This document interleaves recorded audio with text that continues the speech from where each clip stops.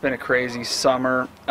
Today we're back out with Joe off grid, and this is where the house burned down, and we came out and cleaned it all up. And there's a couple of videos that I'll link up here for those other videos. If you can see where we cleaned up the house and hauled that off and dug out for this house to be built. And Joe's been out here all summer, the last 3-4 months, working on this house. Now he's got an ICF house, and it's got 2 stories of ICF, and inside of it then he's going to do timber frame, and on the exterior he's going to do corrugated steel and let it rust. He'd like to have it look like an old sawmill or a mill house with rusty metal and timber. It's going to be absolutely beautiful.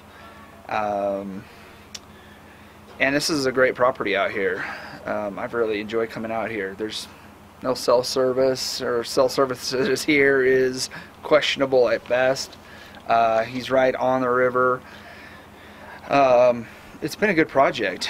I haven't been out here in a while and wanted to come out and check it out and see where they're at, how much they've gotten done.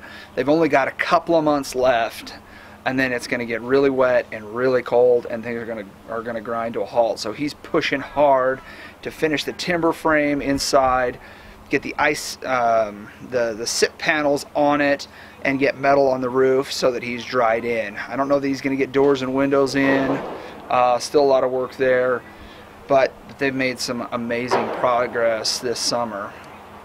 So we'll talk to Joe a little bit and walk around and take a look at the place. So Joe's been doing this himself. He calls me every once in a while with questions on, hey, what should you do here? How would you do this? Or what tool do we use here?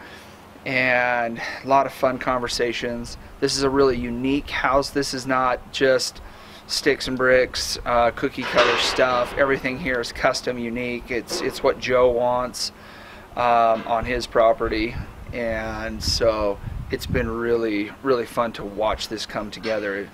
A lot of this project could not come from Home Depot. He's custom cutting all of the wood at the sawmill, obviously the ICF blocks, filling that with concrete. He's got radiant concrete floors on the lower floor and the upper floors, which will leave him with stained concrete floors when he gets done, and it'll all be warm with that radiant heat.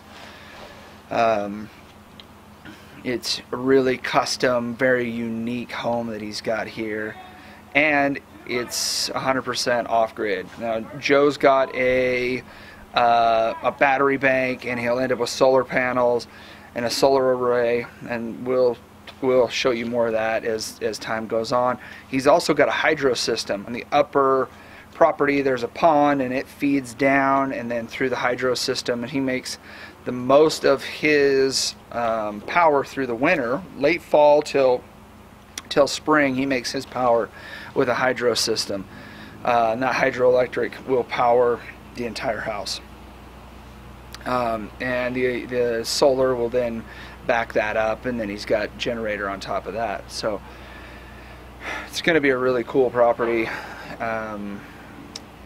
It's always amazing to see what they're working on and what kind of cool and creative things they've put together. And he's really excited about doing it himself. I keep talking to him about, hey, why not, hire a few guys and some good carpenters and get out there and really push hard on this thing. And he's like, no, I want to do it myself. I want to build this house. And I can't fault him for that. But I worry that the bad weather's going to roll in here, and he's going to have this thing left wide open as we go into November, December, and January, and things are just going to get more and more difficult as the weather, cold weather and wet weather, rolls back in here. So we'll walk around and take a look and talk to Joe, and I'd love to see any of your questions and comments down in the comments below, and I'm sure that Joe would love to have your feedback. So let's go take a look around. I don't see anything slowing you down from getting there. Well, the slowing down is when you, as an adult, have had younger injuries that keep you from working to capacity, and and your labor force is small. So it does take time. So speak to that to people who are like, yeah, I want to go out and build my own house. What's the reality of the physical pain, the amount of energy that it takes, recovery? I mean, because it's one thing to condition yourself to be in the trades and doing construction every single day. It takes time. But to climb off the couch or get out of the cubicle and head out to the middle of nowhere and build a house, which is I'll say anybody can do it. I'll say anybody can do it.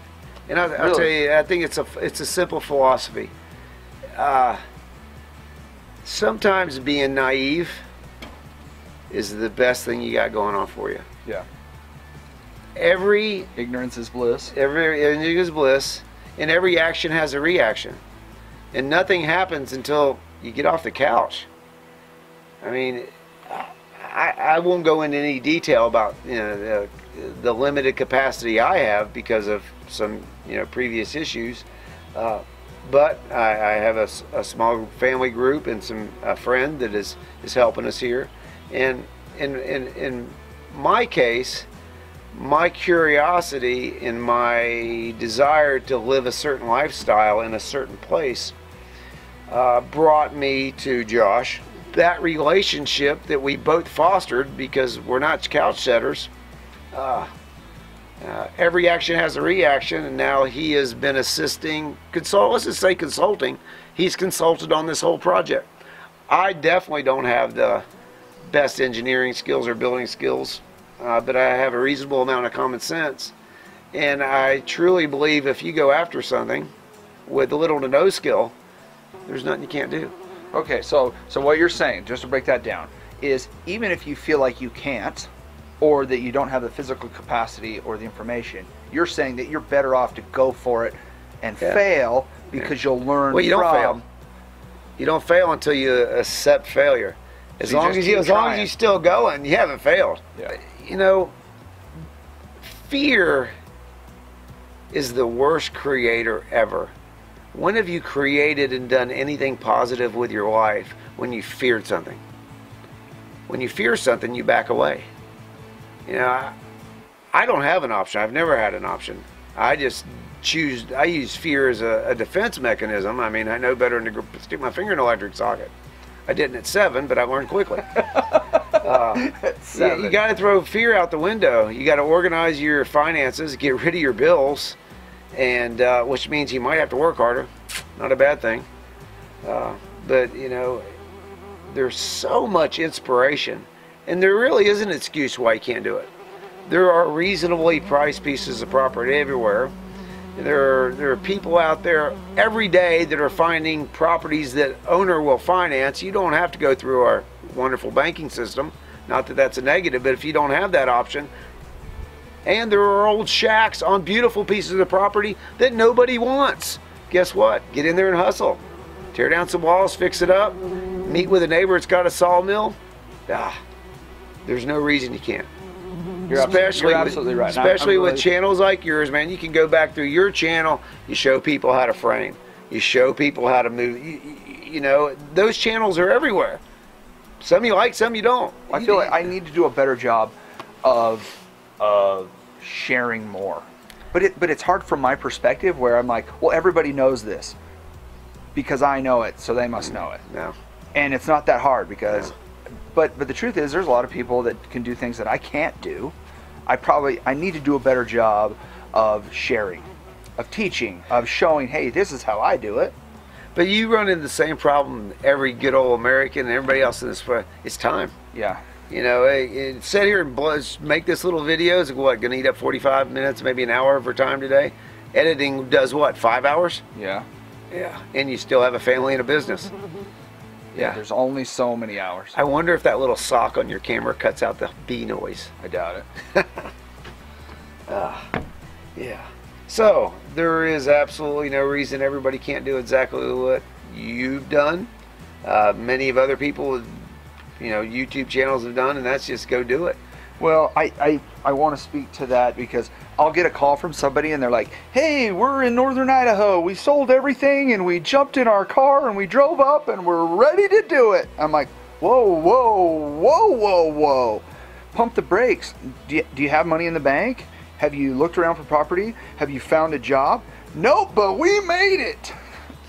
And so on one hand, there's an extreme. Doesn't the Discovery Channel have a something about that where a family moves to Alaska and does that with a station wagon and their daughters? Oh my gosh. Yeah. So people are, on one hand, there's the extreme of just jump off the couch and go for it, and which could be a little risky and certainly dangerous, versus taking some time and building a plan and getting your, like you said, get your finances in the right place, look for a job, have a place to live, or even a camper trailer to live in on the property while you're there, something. Yeah. But so I don't want to encourage people to go out and put themselves in a risky situation, but I do want to encourage them to take some risk, get off the couch, come out and do this, that it is doable. Oh, it's incredibly doable.